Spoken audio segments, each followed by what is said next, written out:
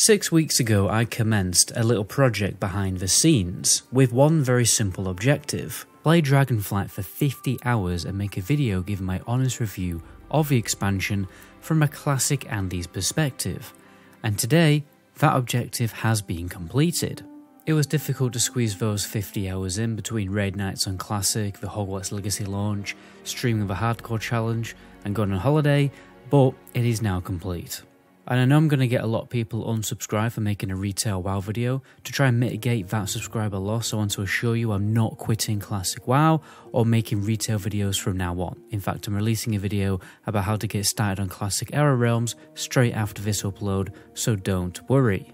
So on this journey, not only did I want to play the game for 50 hours, but I wanted to experience a good bulk of every element of the PvE content that the expansion has to offer. In this time frame, I've done a lot of leveling, Heroic and Mythic Plus dungeons, world content, and raiding. Before we move forward with the video, despite everything I'm going to say, Dragonflight has genuinely surprised me. This has been an astonishingly fun adventure. Many of the things that I like about Vanilla WoW are stronger in Dragonflight than they are in Wrath of the Lich King Classic. It's very weird to say that in some ways retail WoW has more old school MMO features than Wrath of the Lich King Classic in some areas anyway, particularly when it comes to world content. And I think many Classic WoW players are very ignorant to this fact because they've had their heads buried in Classic WoW for too long. We'll cover everything we need to know about the following topics. First of all, gameplay and visuals. How does this game feel to play and how fun is it? Secondly, the leveling experience, particularly the main storyline. And then we'll cover the endgame features like world content, Heroic and Mythic Plus dungeons, raiding, and then I'll finish with some final thoughts. So to begin my journey, I did what any sensible player would do. Check which DPS is pumping the most on Warcraft logs, and play that one. This turned out to be the Outlaw Rogue, and I made a female Pandaren Rogue to wind everyone up watching this video. But to be honest, female Pandaren look really cool when sprinting and stealthed. I mean, if you know, you know. My first disappointment is that the character boost was not included when I bought the expansion like it used to be. I actually had to pay extra to get my character Dragonflight ready. When I first jumped into the game, I actually did it live on stream and honestly spent the first half an hour getting used to the new UI and making it look as good as possible, because I can't deny that the new UI is exceptional. If I was playing retail full time, I would never download a UI mod. There is just no need anymore. It has all the functionality that you would expect with UI mod and Bartender. My favourite feature is being able to quickly hover keybind your abilities like you can do on Bartender. And then we moved on to talent for another half an hour. I had absolutely no idea what was going on here. I'm glad I later looked at our Wowhead guide to get the best talents because my first build was absolutely terrible. But again, I can't deny that the new talent system is a huge improvement over the old one. I would even go as far to say that it's better than a Wrath of the Lich King Classic talent system. I really like how there's two talent trees that you can synergize together. It isn't as linear as classic talent trees have been in the past. There's more room for customizability, hybridization, and generally more freedom to make unique builds for whatever situation that you're going to take on. And the best thing is that you can have as many talent builds as you want. As far as I'm aware anyway, I haven't really tested to see what the cap is. You just have to save them with a unique name, and you can switch to any of these talent builds whenever you want. There is no irritating restrictions on the talent system, apart from not being able to combine specialization trees, which I guess you can do in Wrath Classic. You can also export your talent trees to send to someone else, and they just have to press like one button, and there you go, they've got your talents. And you can also do this by, getting them from websites like Wowhead or a class Discord. Honestly, I think it is the best talent tree system I've ever encountered in an MMO so far. Then we set off on our adventure to the Dragon Isles, where I could finally experience the combat. Now the Rogue is an unbelievably fast-paced class to play. I've only ever played a Rogue properly at endgame in Classic WoW. It was my main from the moment I stepped into Molten Core all the way until I killed KT. Now the retail Rogue makes the Classic WoW Rogue look like a 94-year-old grandma. In Classic, there's so much downtime of not being able to use your abilities due to energy coming back so slowly and it taking longer to generate combo points. It's very slow, dull, and repetitive. The Outlaw Rogue does not have this problem. It's actually difficult to consume all of your combo points efficiently because you get so much at once and so much is going on. It's so fast paced that it really feels like you're playing a game like Street Fighter. It is incredibly fun, addictive and great at fulfilling that fantasy swashbuckling pirate feeling. Honestly, the gameplay was just such a refreshing experience, especially as I spent most of my time in TBC Classic just casting Shadow Bolt and the occasional curse on my Warlock. Visually, it goes without saying that the game is stunning. The art team has dramatically improved as expansions have gone on, but Dragon Isles at a first glance appears to be a small continent for a new expansion compared to Wrath of the Lich King and TBC. The landmass may be smaller, but the environments are much more detailed, diverse, and just exploding with life. Vanilla WoW has the advantage of having a huge world to explore with many different zones, but honestly the high level zones of Vanilla are very deserty, to say the least, and quite bland. When playing Dragonflight, the world feels smaller, but basically it's more interesting to look at and explore, especially as there's more rare mobs, treasures, and secrets to find. It really gives you that feeling that, you know what, when I turn this corner, there's probably going to be something interesting to find. Like I said before guys, this video has been a 6-week long project, and honestly it has gotten away quite a lot with my usual schedule of uploading Wrath of the Lich King Classic content. So I would really appreciate it guys if you did subscribe to the channel. It really does help out more than you know. And to give back to the community guys, I'm giving away 2 Dread Hatchlings in this video. All you have to do is comment down below to have 2 chances of getting this pet. But anyway, now let's talk about the leveling experience in Dragonflight. Honestly, it's taken me about a month to get to max level. That may seem quite slow, but hear me out on this one. I have many good things to say about the leveling experience in Dragonflight, but it wasn't exciting enough to hook me in to play for longer gaming sessions day after day. I was playing the game sporadically over a month. But when I hit max level, that's when I started pumping out 8-hour gaming sessions solely into retail for days on end. Now, if I had played the expansion on launch, it would have been a different story because of the crowd motivation to level up as quick as possible so that I don't fall behind. But I think this is just the nature of World of Warcraft. The leveling is fun, but it's just not as fun as the endgame content, so it just isn't as addictive. The first good thing about the leveling experience is its pattern and design. So first of all, you have a main storyline. This is very well voice acted and will contain many interesting cinematics. Retail is great at communicating the story to the player without making the player read loads of boring quest text. It's very similar to Lord of the Rings Online in that respect. I was very impressed, especially as the story, it isn't too bad. It's a fairly typical high fantasy story. You know, there's bad guys on this new continent and we have to go and turn up, make friends with a load of good guys, bring everyone together to defeat the bad guys. It's a foolproof narrative for any RPG game really. It really reminds me of the storyline of games like Dragon Age. During the process you encounter old characters from previous expansions, and you learn a lot about the lore and history of the World of Warcraft universe. It was a great storyline for world building and making you feel like you are part of the story. For players who care about the lore and the story of the game, it definitely lights their candle. I think Vanilla WoW fails to do the same thing. It's hard to create an immersive story where there's very little voice acting, cinematics and RP moments. When you're playing Vanilla, you really are making your own story, and that's fine. It's a different thing, and a different preference. Wrath of the Lich King Classic definitely improves on this, because it has overarching storylines stretching between different zones, but this definitely is an element of the game that I think retail has improved on, if you like this kind of thing. Another great thing about the main storyline is that it continues even after you hit max level. So if you're more of a casual solo World of Warcraft player, there's a lot for you to do in the game. You can almost play the game like you would play Skyrim, I guess. The second thing I liked about the leveling was the pattern it follows. Essentially you have a main storyline to follow you that guides you to explore the world. And along the way you discover side quests to complete and also bonus objectives. These can be extra zone quests or to simply defeat a mini-boss. Which leads me on to the third thing I liked, which was the difficulty. When I used to play retail back in the day, which is about 4 years ago, the whole open world was just a joke. Like, you would just kill enemies into abilities.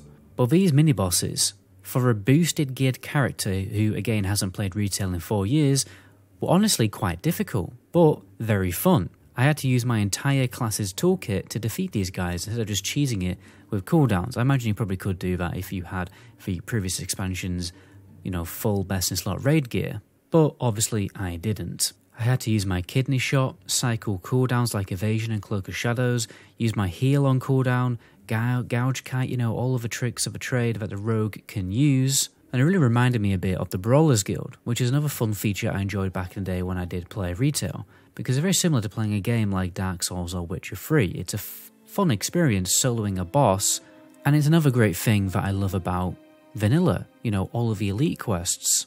It's great to see that retail has brought that element from vanilla WoW into Dragonflight, because it really doesn't stop there. There's a number of elite quests and elite zones in Dragonflight that, until you have better gear, are only really doable when inside a group. So there's now actually some actual open world group content. And this isn't just during the leveling process, it's also at endgame content, which is a nice segue into the obviously next section of the video, because we're now going to talk about all of the endgame systems. This is when you begin the process of gear progression, when you hit level 70. The steps in order to make your character more powerful so that you can step foot into the first raid of the expansion. The first step is world quests and other world events, which there are many.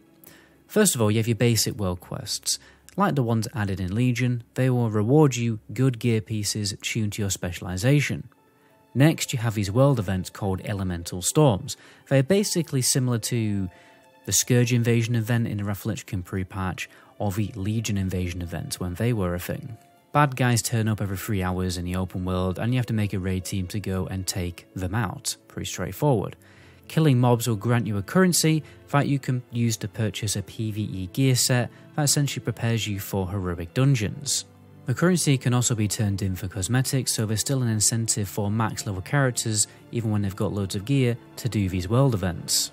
Which is nice because it does keep people in the open world. There's also world PvP quests that obviously encourage world PvP, and they grant bloody tokens that can also be turned into like a pre-arena PvP set, but it's also pretty decent in PvE. On top of all this, there are very frequent world bosses that spawn throughout the week that drop raid level item level loot. So as you can see, there's a lot of world content in Dragonflight and many incentives to go back into the world even after you've hit max level. Vanilla players always talk about how important the world is in World of Warcraft, but if you think about it, there's not much of a reason to go into the open world when you hit level 60, apart from getting world buffs and gold farming or consume farming, which is basically boring grindy stuff, let's be honest. And once you have the world buffs, you are then locked out of your character onto a raid night. You can't actually play your character. Vanilla WoW really did have a weird way of locking you into forcing your character to do nothing but raid log. And in Rathlichkin Classic, there's literally no reason to go out into the open world anymore. Everyone just stays in Dalaran. I mean, people don't even go into the open world to farm gold anymore, they just farm gold in GDKPs or just buy gold. I mean, gold buying is even more popular than you think. We'll be making a video about that very soon. And this is the thing that surprised me the most. Retail has a large variety of really fun world content and much more than Classic WoW has. The Classic WoW world was bustling with players at launch, I'll give you that. But Dragonflight is bustling with players all of the time because players actually need to go into the world and there's stuff to do. And from my experience, everything that I did in the open world was very, very fun. They've also introduced a new mode of transportation for the open world called Dragonflying, which is a total revamp on how flying mounts work. I did meme on this before I tried it out. Now that I've tried it, I can definitely say it's unbelievably fun gameplay. Originally in TBC, when WoW added flying mounts, you just jump on your mount and fly around and that's it. Dragon riding has flight limitations and actual progression to reduce those limitations. You can't just fly around to your heart's content and go AFK, because the dragon essentially has an energy bar, well, energy bubbles. And you have to progress your dragon, leveling him up with getting certain perks to increase his energy bar and allow him to fly for longer and regenerate his energy faster. He has several abilities to make flight more interesting, like boost buttons and the ability to ascend you higher. You also pick up speed when you dive and can maintain it as long as you're descending or not ascending, because ascending slows you down. This is fun because you can't just fly above everything to get to your location. You have to adapt to the environment and swerve between mountains and trees to pick up your speed and get to your location faster. There's also dragon flying races that you can do that reward customization options for your dragon. There's many different dragons that you can get, like a proto drake and a more dinosaur looking drake, and you can customize these very thoroughly. Customization scrolls also drop from other PvE activities. It's a great addition to the game, and it wouldn't surprise me if they continuously keep dragon flying as a very big part of every new expansion. Now, I did world quests for a while because you need a certain item level to unlock heroic dungeons, well, the random heroic dungeon finder. And then I spammed heroic dungeons as much as I could to upgrade my gear pieces. It really seemed like the heroics were very easy, as most of the tanks I met were able to pull what felt like half a dungeon in one pull. Not sure 100% whether that's because the heroic content is a complete joke or because the tanks are very well geared, but I didn't exactly meet tanks in full epic raid gear. But nonetheless, the heroics were fun, but they were much more fun on Mythic Plus mode because that added a level of challenge and difficulty. I was also quite glad that I remembered a little trick from when I played Legion. You see, the item level of world quests will actually scale to your current item level, so I tried to get my item level up as much as I could with heroic dungeons and then go back to doing world quests. And this way I actually managed to get myself a really high item level trinket and then also an epic one. Now, the reason why I bring this up is even after I've started the dungeon grind to get my gear ready for raids, there's still an incentive for me to go back into the open world on a different day later in the week because a good world quest has spawned with a good item piece. The Mythic Plus dungeons were more interesting. I think the max I did was a +6. I apologise for the gameplay you're seeing in the background, by the way. Just remember, I've only played a Rogue and Vanilla WoW and I've not played retail for 4 years. So yes, I know I'm probably not consuming my combo points fast enough. They obviously have affixes like they do in Heroic Plus mode on Wrath Classic, and they're essentially extra mechanics that all the mobs have to add a little flavour and difficulty to the trash pack, so you aren't just taking on the same trash packs every week. Because it changes depending on what Mythic Plus key you have, which again can change every week. And Mythic Plus dungeons interestingly reward you with more gear if you complete the dungeon fast enough. You get rewarded more for playing the game better. And this will also progressively upgrade your key to make the instance more and more difficult. Mythic Plus content has become a big part of the endgame content. Some people devote all of their time to just try and get as big of a Mythic Plus difficulty as they can, as it does reward some of the best gear in the game. But as far as I understand it, the item level for Mythic Plus is just slightly less than what you can get from Mythic raiding. And there's even an esport for the game mode, and I can understand why. I was watching it the other day on the World of Warcraft Twitch. It's very fun to watch, it's also very fun to play. Once you've got enough gear from Mythic Dungeons, you can progress into Raid Finder and then eventually onto normal and heroic mode raids. I noticed very quickly that raiding is very different in retail. First, being there's lots and lots of circles. Okay, there's just circles everywhere. Like every single boss feels like there's some kind of mechanic or a circle appears around your character, or a circle you have to run out of. You know, I'm starting to have dreams about circles because I've seen so many this week. I'm walking in circles, I'm peeing in circles, and I'm even spreading butter on my toast in circles.